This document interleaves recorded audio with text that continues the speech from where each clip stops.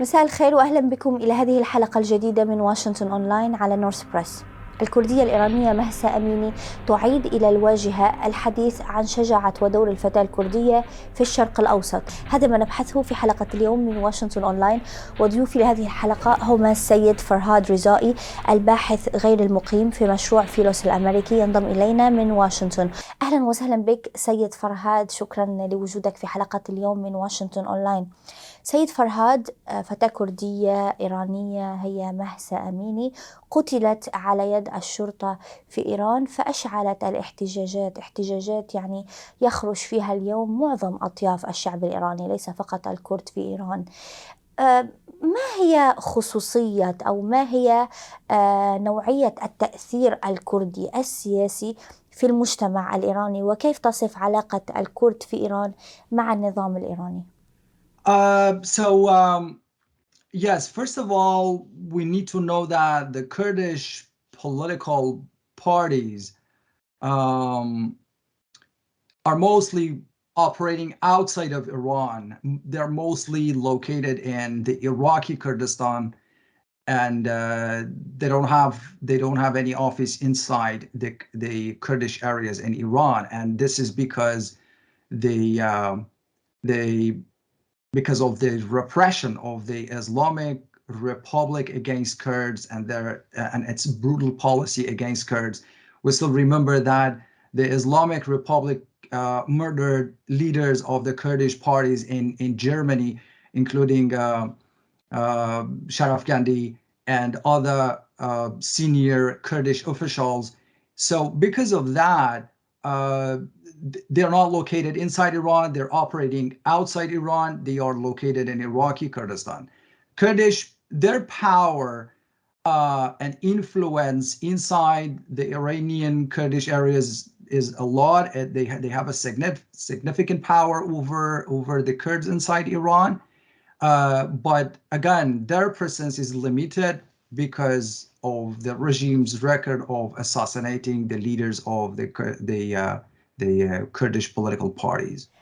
سيد فرهاد، ما هي خصوصية حادثة مقتل مهسا أميني حتى أنها حركت كل الشارع الإيراني بشكل غير مسبوق؟ دائما كان هناك مظاهرات، احتجاجات في الشارع الإيراني، ولكن يعني من الواضح مما نراه اليوم من صور، من إحصائيات، أن الحركة الاحتجاجية الحالية أكثر تأثيرا ولا تشبه أي شيء حدث على الأقل خلال السنوات القليلة الماضية. Right. Well, this is not the only time that there has been protests in Iran. If you observe, there were some other cases of protests break out in the past. The most notable ones happened in 2018 and 2019, and the protests sparked over the hike and the price of foodstuff and gas. But obviously, I can see the difference between this time around and the previous rounds of protests. There are several differences, in my opinion. The first one is people's unity. So this is the first time that I am observing that all of the ethnic groups, all ethnicities, all of religious minorities, I mean, the entire nation are united. Kurds, Baluchs, Arabs, Azeris, Fars, all of them are united. And I have never seen in my entire life, especially the time that I started to work on Iran as a researcher, I've never seen such unity. And this is really amazing. So this is the first difference that I can observe.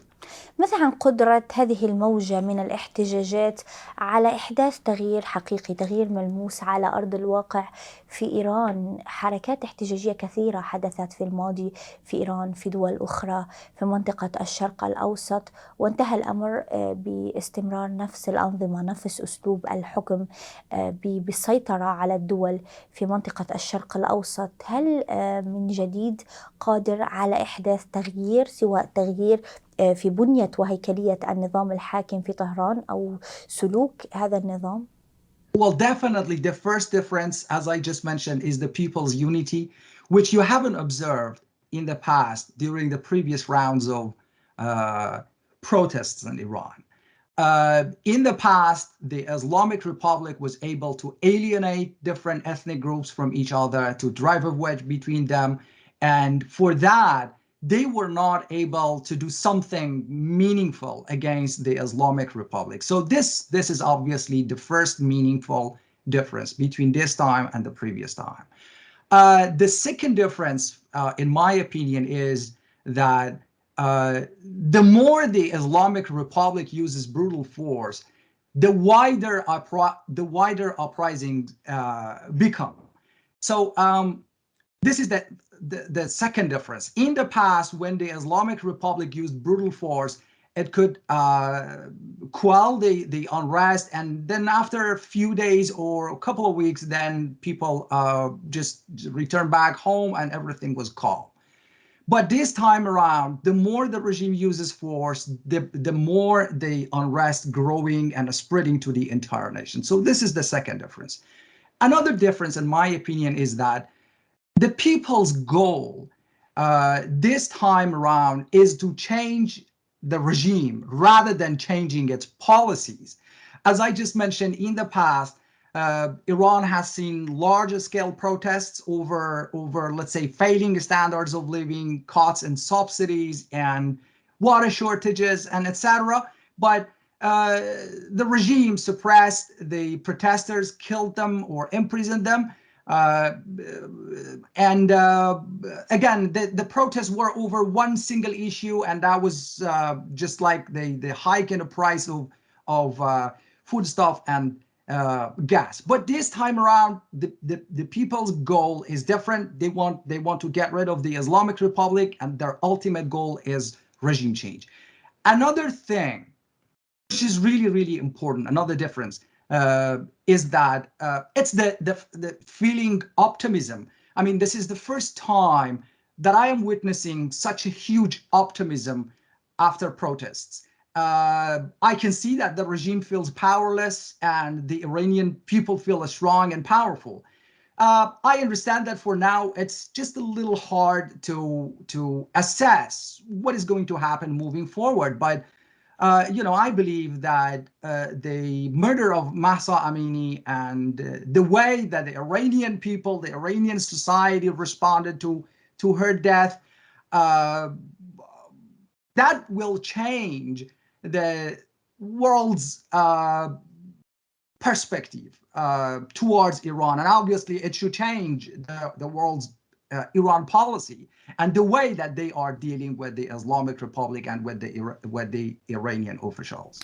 فرهاد، هل تقوم إدارة جو بايدن بما يكفي لدعم المحتجين في إيران، على الأقل معنويا، دعم إرساء حدود أدنى من احترام حقوق الإنسان في إيران اليوم؟ يعني هناك اتهامات اليوم من جمهوريين لإدارة جو بايدن بأنها تغض النظر عما يحدث في إيران فقط في سبيل التوصل إلى اتفاق جديد، اتفاق نووي مع طهران، كما حدث من غض النظر في عهد إدارة أوباما عما حدث عن الانتهاكات التي حدثت ضد المتظاهرين والمحتجين في سوريا في عهد باراك أوباما.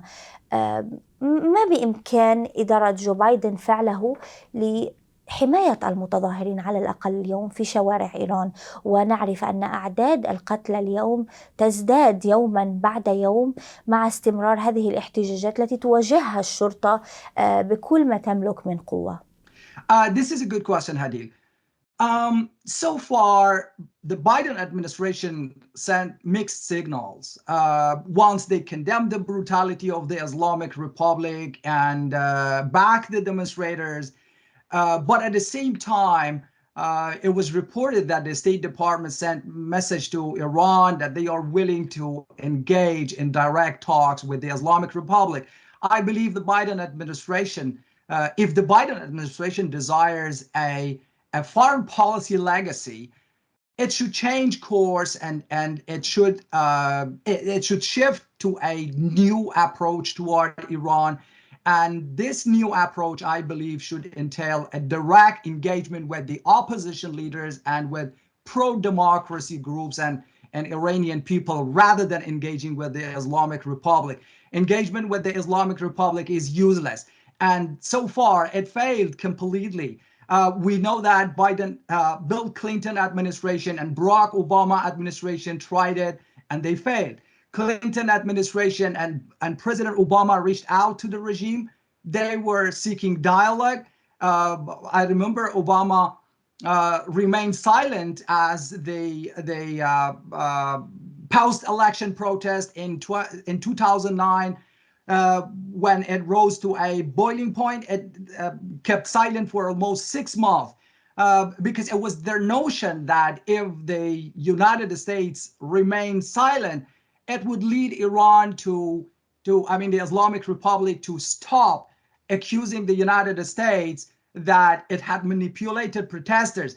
President Obama even had a secret exchange of letters with Ayatollah Ali Khamenei. This was a major human rights crisis for the Obama administration. So what I'm trying to tell you is that the Iranian leadership views diplomacy as an asymmetric warfare strategy to silence its adversaries. They don't use diplomacy to solve the issues. That's how they see diplomacy. What is needed now is actually a radical new approach that would result in a meaningful change in Iran. And probably the first step for this, the first step of this new approach would be engaging directly with the Iranian society rather than with the Iranian regime. They need international support. The Iranian people. They need international support in the form of diplomatic pressure on the Islamic Republic. And this is really essential. Turning a blind eye to human rights abuses by the Islamic Republic is not only morally unacceptable, but it would only result in further consolidation of mullahs' hold on power. So I believe Biden administration should impose broad sanctions on the regime. I understand that there are some sanctions still in place, but the White House can also paralyze the Islamic Republic's economy by not allowing the regime to sell oil. We know that the regime is currently selling 1 million barrels per day of oil to China. So they should know that the Iranian people and a new democratic government in Iran will be a U.S. ally. So it's really important for Biden administration to empower the Iranian people, to empower those who want to bring down the Islamic Republic. One effective way to go about this is by funding civil society to undermine the Iranian regime.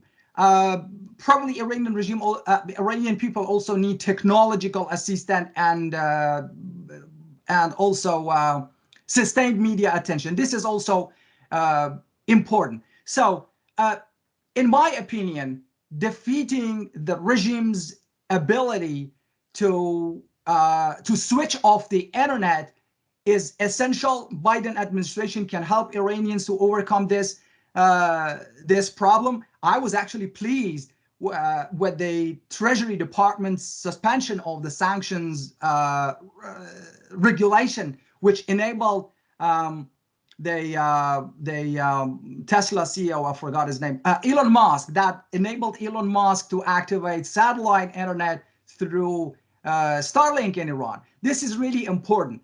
I believe, and we have experienced this in the past. I mean, the United States experienced this in Georgia, and they experienced this in Ukraine.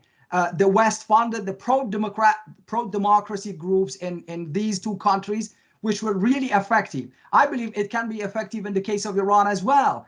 And this will be effective to bring the dictatorship down in Iran. So Biden administration, I believe, should know that the only strategy that can effectively end the threat of Iran's nuclear program is regime change, not dealing with Iran, not signing an agreement with Iran.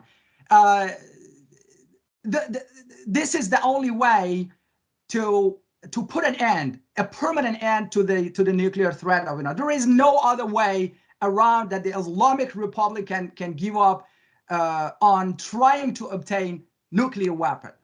So I also noticed that the Iranians announced that they changed the course, and they said that they are ready to make a deal and to cooperate with the International Atomic Energy Agency, the IAEA. They're ready to answer the safeguard probe questions. But I believe this is just out of desperation. They need to access billions of dollars to fund their oppressive security forces against the Iranian people. So my final point is that Biden administration should not give the Islamic Republic this last chance. نعم، شكرا جزيلا لك ضيفي فرهاد رزائي، كنت معنا من واشنطن عبر سكايب. Thank you very much, Hadi. وختاما شكرا لكل متابعي واشنطن أونلاين، ألقاكم في حلقة جديدة الأسبوع المقبل، إلى اللقاء.